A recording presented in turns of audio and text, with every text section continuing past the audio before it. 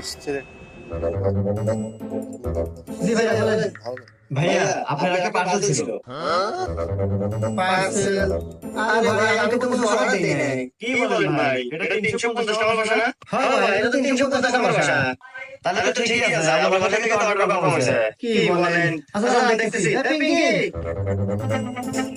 এই তুমি কি কিছু অর্ডার করছো না? না আমি তো কোনো কিছু অর্ডার করি নাই। দেখি তো কি আসছে। আরে কি জন্য তোমার আসছে আর কি? আইফোন তুমি অর্ডার করো নাই? না এ ভাই কথা তো ভুল হচ্ছে।